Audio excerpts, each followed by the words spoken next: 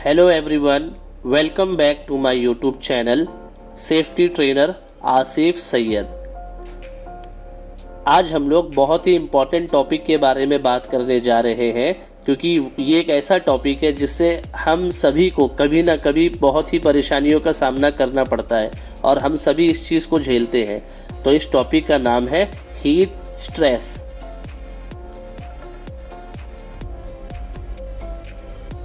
एक health safety environment trainer होने के नाते मेरा ये गोल है कि इंश्योर करूँ आपका वेल बीइंग, यानी आप सुरक्षित रहे, हेल्दी रहे, हैप्पी रहे, कंफर्टेबल रहे।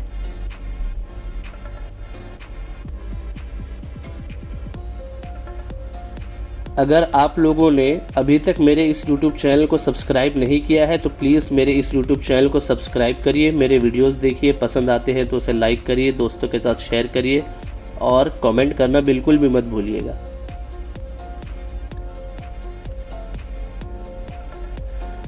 सो let's learn how to beat the heat and stay safe. चलिए वीडियो को शुरू करते हैं, लेकिन वीडियो को शुरू करने से पहले एक बार इसकी समरी देख लेते हैं कि इस टॉपिक पे आज हम लोग क्या क्या कवर करने वाले हैं। समरी ये है कि सबसे पहले हम देखेंगे कि हीट स्ट्रेस क्या होता है, हीट स्ट्रेस के चपेट में कौन लोग आ सकते हैं, क्या कारण है हीट स्ट्रेस होने का, अगर किसी को हीट स्ट्रेस हो जाता है इसको कैसे पहचानेंगे, पहचानने के बाद उसका प्रिवेंटिव मेजर्स क्या होगा। साथ ही साथ हम देखेंगे work place safety, emergency response और कंक्लूजन को भी देखेंगे। देखिए, अब आते हैं हीट स्ट्रेस पे। हीट स्ट्रेस क्या होता है? हमारा जो बॉडी होता है, हमारे बॉडी में ना नेचुरल कूलिंग मैकेनिज्म होता है। वो क्या करता है, गर्मी को यानी कूल करने का काम करता है। लेकिन जब कभी अगर अभी हमारा जो कोर बॉडी टेम्परेचर होता है 36.5 डिग्री सेल्सियस से लेकर 37.5 डिग्री सेल्सियस तक के बीच में अगर रहता है वो हेल्दी टेम्परेचर माना जाता है। लेकिन हीट स्ट्रेस के वजह से क्या होता है, वो हमारा जो कूलिंग मैकेनिज्म है हमारे जो बॉडी के अंदर, उस नेचुरल कूलिंग मैकेनिज्म को फेल कर देता है, मेंटेन नहीं कर पाता है। फिर वो यानी उस डिग्री को मेंटेन नहीं कर पाता है। उसके वजह से एक नेगेटिव साइकोलॉजिकल रिजल्ट होता है, उसके कारण हमें हीट स्ट्रेस होता है। उम्मीद करता हूँ आपको हीट स्ट्रेस अच्छे से समझ में आ गया होगा। अब चलते हैं कि कौन लोग हीट स्ट्रेस के चपेट में आ सकते हैं। ऐसे वर्कर जो एक्सट्रीम हीट को एक्सपोज करते हैं वो लोग, और दूसरा जो हॉट एनवायरनमेंट में काम करते हैं वो लोग हीट स्ट्रेस के चपेट में आ सकते हैं। और ये जो हीट स्ट्रेस के चपेट में आ जाने के बाद, यानी उसका एक्सट्रीम हीट में एक्सपोज हो जाने के बाद में उनको ऑक्यूपेशनल इलनेस और इंजरीज का सामना करना पड़ सकता है। हीट स्ट्रेस के वजह से हमें हीट स्ट्रोक हो सकता है, हीट एग्जॉशन हो सकता है, हीट क्रैम्प हो सकता है और हीट रैशेस हो सकता है। अभी जो heat stroke, heat exhaustion, heat cramp और हीट रैशेस क्या होता है, आइए एक नज़र इस पे भी डाल लेते हैं। सबसे पहले हम देखेंगे हीट क्रैम्प। हीट क्रैम्प क्या होता है? जब हम खाना को ऐसा डाइट लेते हैं जिसमें हम लोग ने बहुत कम सॉल्ट लिया है, और पहला तो ये हो गया, उसके वजह से हमारे बॉडी में सॉल्ट की मात्रा कम हो जाती है। दूसरा क्या होता है, मसल क्रैम्प क्यों होता है? क्योंकि हम लोग जो काम कर रहे हैं उसके वजह से बहुत पसीना निकला, बहुत स्वेटिंग निकला, उसके वजह से क्या हुआ, जो हमारे बॉडी के अंदर सॉल्ट है वो लॉस हो गया। उसके वजह से हमारा जो मसल्स है वो क्रैम्प होने लग जाता है, उसी को हम कहते हैं हीट क्रैम्प। उम्मीद करता हूँ आपको हीट क्रैम्प भी समझ में आ गया होगा। हीट रैशेस क्या होता है? हीट रैशेस कब होता है, जब हम लोग के बॉडी में, यानी आप अक्सर देखेंगे पीठ में, हमारे बदन में, हाथ पे एक छोटा छोटा लाल लाल ऐसा डॉट डॉट जैसा हो जाता है ना, तो उसके वजह से बहुत बहुत सेंसेशन होता है, बहुत वो प्रॉब्लम होता है, आदमी को एकदम खुजली जैसा होने लग जाता है, तो उसी को हीट रैशेस कहते हैं। अब हम देखेंगे कि हीट एग्जॉशन क्या होता है। हीट एग्जॉशन जो होता है ना, वो हीट स्ट्रोक का आगाज़ है, यानी हीट स्ट्रोक होने से पहले हीट एग्जॉशन होता है। उसमें क्या होता है, अगर हम लोग हीट एग्जॉशन को ट्रीट नहीं करेंगे अच्छे से, अगर हमें पता चल गया कि कोई हीट एग्जॉशन में हो चुका है किसी को, अगर हम लोग उसको अच्छे से ट्रीट नहीं किए तो वो क्या कर सकता है, हीट स्ट्रोक की शक्ल ले सकता है। और ये जो हीट एग्जॉशन जो होता है ना, वो कब होता है कि हमारा जो बॉडी है ना, वो बहुत ही ज़्यादा पानी को लूज़ कर देता है, यानी excessive loss of water and salt. हमारे बॉडी से पानी और हमारे बॉडी से सॉल्ट, ये दोनों जब निकल जाएगा बहुत ज़्यादा मात्रा में, और वो बहुत पसीने निकलने के वजह से होता है, उसके वजह से हमें हीट एग्जॉशन हो सकता है। और हीट ऑक्सीजन के चपेट में सबसे ज़्यादा कौन आता है? वैसे लोग जो बूढ़े यानी एल्डरली पीपल होता है, या जिसको कोई बीमारी है, डिजीज़ है, और डिजीज़ में जैसे हाई ब्लड प्रेशर होता है, तो वो लोग हीट एग्जॉशन के चपेट में जल्दी आ सकते हैं। और उसी हीट ऑक्सीजन के चपेट में आने के बाद वो हीट एग्जॉशन हीट स्ट्रोक का शक्ल ले लेता है। चलिए अब देखते हैं कि हीट स्ट्रोक क्या होता है। हीट स्ट्रोक एक बहुत ही severe heat related medical emergency है। तो ये क्या होता है कि हमारा जो बॉडी होता है, हमारे बॉडी का जो इंटरनल टेम्परेचर होता है, यानी 36.5 से लेकर 37.5 तक होना चाहिए, लेकिन वो क्या होता है, वो उससे ज़्यादा बढ़ के डेंजरस लेवल पे आ जाता है, यानी कि वो 40 डिग्री सेल्सियस तक चला जाता है। उसकी वजह से हमें हीट स्ट्रोक हो सकता है। और जब हमें हीट स्ट्रोक हो जाएगा तो क्या होता है, हम कन्फ्यूजन के शिकार हो सकते हैं, हमारा जो धड़कन है, रैपिड हार्ट रेट हो सकता है, नौसिया हो सकता है, और क्या हो सकता है, हम बेहोश भी हो सकते हैं उसके वजह से। और अगर हम लोग ने मेडिकल अटेंशन नहीं लिया, बहुत ही ज़्यादा क्रूशियल है। क्यों? अगर हीट स्ट्रोक है ना, हमारे डैमेज कर सकता है हमारे वाइटल ऑर्गन्स को, और लाइफ थ्रेटनिंग यानी उसके वजह से हमारी जान भी जा सकती है। अब हम देखेंगे कि हीट स्ट्रेस होने के क्या क्या कारण हो सकते हैं। देखिए, हीट स्ट्रेस कब होता है? जैसे समर सीज़न में, गर्मियों का मौसम चालू है और हॉट इन्वायरमेंट में हम काम कर रहे हैं, जैसे सुबह के 11 बजे, 12, 1, 1:30, 2, वैसे टाइम पे अगर हम काम कर रहे हैं और ओपन शेड में काम कर रहे हैं, तो उसके वजह से, ह्यूमिडिटी के वजह से हमें हीट स्ट्रेस होने के शिकार हो सकते हैं। चलिए अब देखते हैं क्या क्या फैक्टर्स है हीट स्ट्रेस के। सबसे पहला आता है हाई टेम्परेचर एंड ह्यूमिडिटी। जैसा कि मैंने बताया कि बहुत गर्मी के वजह से बहुत ज़्यादा टेम्परेचर है, इसके वजह से हीट स्ट्रेस हो सकता है। दूसरे नंबर पे आता है डायरेक्ट सन एक्सपोजर, यानी गर्मी का मौसम है और प्लस मैं कोई शेड में काम नहीं कर रहा हूँ, सीधा डायरेक्ट सन, यानी सीधा मैं कोई ऐसे फ्लोर पे हूँ जहाँ पे डायरेक्ट मुझे सनरेज मिल रहा है, उसके वजह से भी मुझे गर्मी लग रही है, उस गर्मी से भी मुझे हीट स्ट्रेस हो सकता है। तीसरे नंबर पे आता है कि बहुत ही कम हवा का चलना, यानी limited air movement, no breeze और विंड, यानी हवा ही नहीं चल रहा है तो, और गर्मी भी है, तो उसके वजह से और हीट पैदा होता है बॉडी में, यानी टेम्परेचर और हाई होने लगता है, उसके वजह से भी हमें हीट स्ट्रेस हो सकता है।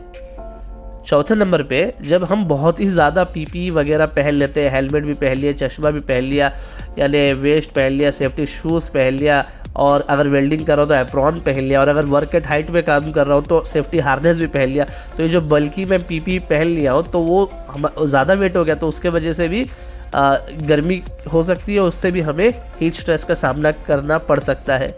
पाँचवें नंबर पे आता है जैसे एक्सटेंडेड वर्क शिफ्ट, यानी मैं ओवर टाइम कर रहा हूँ, तो अब ऐसा वक्त है कि मैं थका हुआ और गर्मी भी है, तो उससे भी मुझे हीट स्ट्रेस हो सकता है। यानी मैंने कोई ऐसा ड्रेस पहना हो, छठे नंबर पे आएगा, हैवी क्लोथिंग से भी हीट स्ट्रेस हो सकता है। और कोई ऐसा थका देने वाला काम, जैसे मैनुअल हैंडलिंग कर रहा हूँ मैं, या मैनुअल एक्सकवेशन कर रहा हूँ, उसके वजह से भी हीट स्ट्रेस हो सकता है मुझे।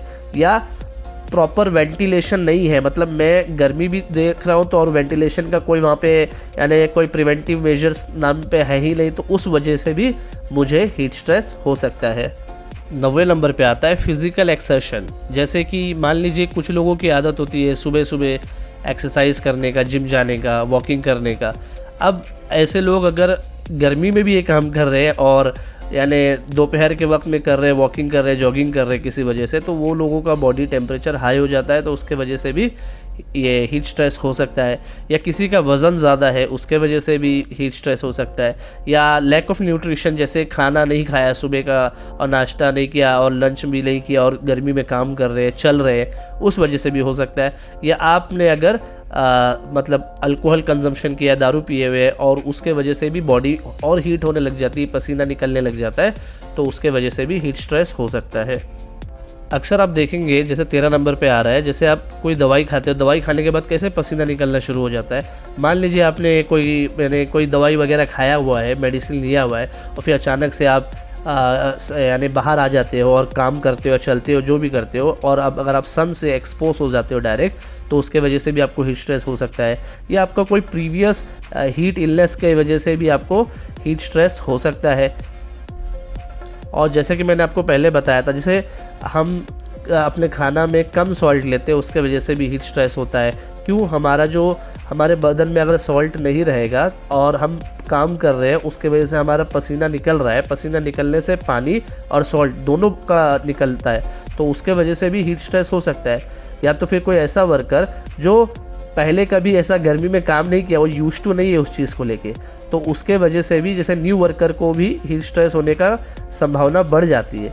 और जैसे कोई पानी नहीं पिया है, ज़्यादा पानी नहीं पिया है, अब पीने का आदत भी नहीं है शायद उसका, और वो काम कर रहा है, तो उसके वजह से उसको डिहाइड्रेशन हो सकता है। डिहाइड्रेशन की वजह से ही पानी क्या होता है, बॉडी से लॉस्ट हो जाता है, फिर पानी की कमी की वजह से ही उसको चक्कर वगैरह आने लग जाता है। और कौन उसका शिकार हो सकता है? जैसे जो बच्चा होता है छोटा, जो 4 साल से कम की उम्र का होता है या 40 साल से ज़्यादा का होता है, यानी कैसे एडल्ट बोल सकते हैं ज़्यादा हम, तो वो लोगों को भी ये हीट स्ट्रेस होने की संभावना बढ़ सकती है। और जिसको कोई तकलीफ़, कोई बीमारी है, डिजीज़ बोल सकते हैं, जैसे किसी को डायबिटीज़ का प्रॉब्लम है, या हार्ट डिजीज़ है, या हाई ब्लड प्रेशर का शिकायत है, या किडनी या लीवर या लंग्स डिजीज़ है, तो ये सब हीट स्ट्रेस में ज़्यादा कंट्रीब्यूट कर सकते हैं। अब हम देखेंगे कि अगर किसी को हीट स्ट्रेस हो गया है तो उसको कैसे रिकग्नाइज़ करेंगे, कैसे पता चलेगा कि किसी को हीट स्ट्रेस हो चुका है, यानी उसका शिकार हो चुका है।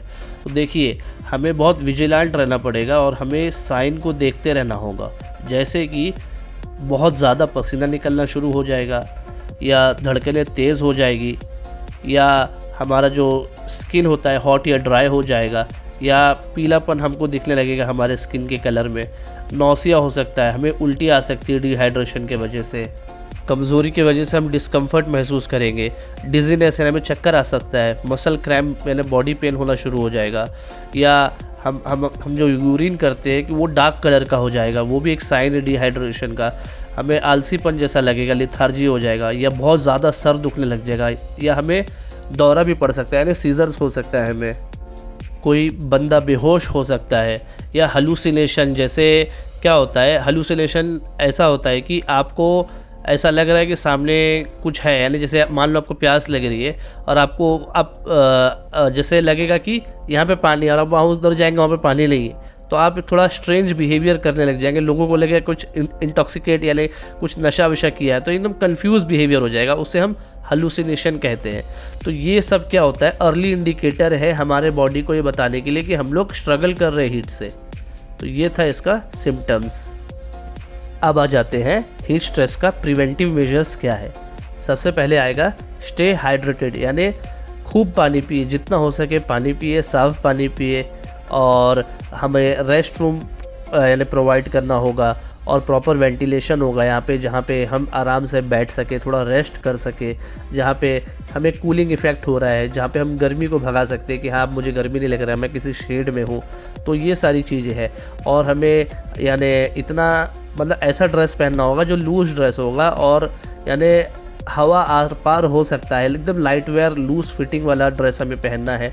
और कलर को भी देखें तो ब्लैक कलर जैसे कहा जाता है कि वो सनरे को खींचता है, यूवी रेस को, तो हमें कोई लाइट कलर का क्लोथिंग पहनना है। और हमें बीच बीच में है ना ब्रेक्स लेते रहना है, यानी रेगुलर ब्रेक्स लेना है, ब्रेक लेके कूल एरिया में जाके बैठ जाना है, हमारा बॉडी जो टेम्परेचर है वो नॉर्मल कोल्ड टेम्परेचर पे आ जाएगा। और हमें सन प्रोटेक्शन के लिए ना सन स्क्रीन यूज़ करना है, चश्मा लगाना है, सन ग्लासेस या हार्ड हैट पहन लिया जो डायरेक्ट हम यूवी रेस से बच सके। और हमें हमारा लिमिट्स पता होना चाहिए, कोई भी स्ट्रेनियस यानी एक्टिविटीज़ नहीं करना है यानी गर्मी के टाइम पे। और हमें ये मेक श्योर करना है कि हमें यूवी रेस से जो बचने के लिए हमने सन ग्लासेस ले लिया है, हार्ड हैट ले लिया है, इसी तरीके से हम एक्सपोजर को कम कर सकते हैं हीट के। और हमें ये इन्फॉर्म रहना चाहिए, हमें इतना इन्फॉर्मेशन होना चाहिए कि हम लोकल न्यूज़ में देख सकें कि वेदर फॉरकास्टिंग आज क्या बता रहा है कि हीट अलर्ट है कि नहीं है हमारे जोन में। तो ये चीज़ भी हमें मायने रखता है, कंट्रीब्यूट करता है यानी प्रिवेंटिव मेजर के लिए। हमें हज़ार्ड आइडेंटिफिकेशन के लिए मॉडिफाइड वर्क शेड्यूल बनाना पड़ेगा, यानी जॉब रोटेशन हो गया, एक आदमी काम कर रहा है उसके लिए टाइम लिमिट कर दिया कि 15 मिनट करो, फिर आप आके बैठ जाओ, फिर दूसरा बंदा जाए वो 15 मिनट करे, वो आके बैठ जाए, ये गया जॉब रोटेशन। हमें प्रॉपर सुपरविजन और मॉनिटर करना है कि किसी को कोई इसका शिकार तो नहीं हो गया। और साइन एंड सिम्टम्स देखते रहना, लोगों को उसके बारे में यानी बताते रहना होगा। और हमें इमरजेंसी प्लानिंग और रिस्पांस की भी तैयारी करना होगा। हमें फर्स्ट एडर वगैरह को सारे लोगों को इन्फॉर्मेशन देना होगा, प्रॉपर हम लोग को टूल बॉक्स स्टॉक करना होगा डेली बेसिस पे। देखो ये गर्मी का सीज़न हो सकता है कोई ऐसा फील कर रहा है तो प्लीज़ बताइए। और जितना हो सके ना ज़्यादा ड्रिंकिंग स्टेशन बनाना होगा। क्यों कि ऐसा होता है कि साइट बहुत बड़ी होती है, एक जगह पे ड्रिंकिंग स्टेशन है, अब एक बंदा वहाँ से उतने दूर पे आ नहीं सकता क्योंकि उसको काम भी प्रोग्रेस दिखाना है। तो इसके लिए क्या होता है कि प्रॉपर वाटर स्टेशन जितना हो सके ज़्यादा बनाइए। और अवेयरनेस प्रोग्राम भी चलाना है, ट्रेनिंग देना है सिम्टम्स के बारे में, फिर उसका ट्रीटमेंट हमें कैसे करना है इस बारे में भी हमें पता होना चाहिए। और एक क्लियर सेफ्टी पॉलिसी होना चाहिए कि वर्किंग एनवायरनमेंट में वर्कर के लिए कैसे डिज़ाइन करना है स्ट्रेस यानी हीट स्ट्रेस पॉलिसी को। और हम जो ये न्यू पॉलिसी बनाते हैं उसको रिव्यू करते रहना है पीरियडिकली, उसको चेंज करना पड़े तो चेंज करना है ताकि अपडेट रहे हम इस चीज़ के लिए। और जैसे ब्रिवरेज हम यूज़ करते हैं कि हम गर्मी के मौसम में या ओपन यानी सन में, डायरेक्ट सन में हमें टी, कॉफ़ी या अल्कोहल या सोडा या स्पाइसी फूड ये सब क्या होता है हॉट कंडीशन में हमें ये सब अवॉइड करना होगा ताकि हम हीट स्ट्रेस से बच सके। हमें ये भी कोशिश करना पड़ेगा कि हमें स्ट्रेनियस वर्क यानी फिज़िकल जो हार्ड वर्क हम करते हमें उसको कम करना पड़ेगा ताकि हम, क्योंकि ये इस वजह से गर्मी के टाइम पे ये हमारे लिए सही नहीं, हीट स्ट्रेस हो सकता है हमें। अगर कुवैत की बात करें तो हर साल कुवैत में वर्कर को बार किया जाता है कि आप वर्क नहीं कर सकते गर्मी के मौसम में। जैसे 1 जून से लेके 31 अगस्त तक आप दोपहर यानी सुबह 11 बजे से लेके 4 बजे तक आप डायरेक्ट सन में काम नहीं कर सकते। तो इस तरीके से एक पॉलिसी बनना होगा हर कंट्री के लिए। और लास्ट में हम ये देखेंगे कि वर्क प्लेस सेफ्टी का भी ध्यान रखना पड़ेगा। अगर हम काम कर रहे हैं हॉट एनवायरनमेंट में तो हम लोग को वर्कर का सेफ्टी प्रोटोकॉल्स वहाँ पे फॉलो करना होगा और हम लोग को ये मेक श्योर करना होगा कि हम उनको अवेयर करता रहे और एक गाइडलाइंस जो हमारा सेफ्टी का है उसको फॉलो किया जाए ताकि हम रिड्यूस कर सकें रिस्क ऑफ हीट स्ट्रेस को। और इमरजेंसी रिस्पांस की बात करें, अगर हमें लगता है कि किसी को ये सिम्टम्स है हीट स्ट्रेस का तो बहुत ही इम्पॉर्टेंट है कि हमें इमीडिएट एक्शन लेना होगा ताकि हम उसको उठा के यानी उस बंदे को लेके जा सके वहाँ से कूलर प्लेस में जहाँ पे उसको बैठाए ताकि वो हाइड्रेट हो सके, फिर ताकि और कुछ हो तो मेडिकल हेल्प वो सीख कर सके अगर ज़रूरत पड़े तो। लास्ट में हम देखेंगे कंक्लूजन क्या है। कंक्लूजन यही है कि इस चीज़ का आपको ध्यान रखना है कि हीट स्ट्रेस एक सीरियस कंसर्न है, इसे हल्के में नहीं लेना चाहिए। लेकिन हम लोग अगर स्टे इन्फॉर्म्ड रहेंगे, इसके बारे में हम जागरूक रहेंगे और दूसरों को जागरूक करेंगे, अवेयरनेस देंगे और साथ ही साथ हम प्रिवेंटिव मेजर्स जो ग्राउंड लेवल पे भी हम उसको अगर फॉलो कर रहे हैं तो ये समर सीज़न यानी हीट स्ट्रेस को हम टैकल कर सकते हैं और हम समर मंथ को भी आराम से एक सेफ्टी से एंजॉय कर सकते हैं। उम्मीद करता हूँ आपको ये वीडियो बहुत अच्छा लगा होगा। तो ये था आज का टॉपिक हीट स्ट्रेस के ऊपर। बहुत बहुत शुक्रिया ये वीडियो देखने के लिए। अगर आपको लगता है कि इन्फॉर्मेशन आपके लिए बहुत हेल्पफुल है तो लाइक, शेयर और सब्सक्राइब करना बिल्कुल भी नहीं भूलिएगा ताकि मैं ऐसे और वैल्यूएबल कंटेंट बनाता रहूँ। मिलते हैं अब अगले वीडियो में, तब तक के लिए stay cool and stay safe.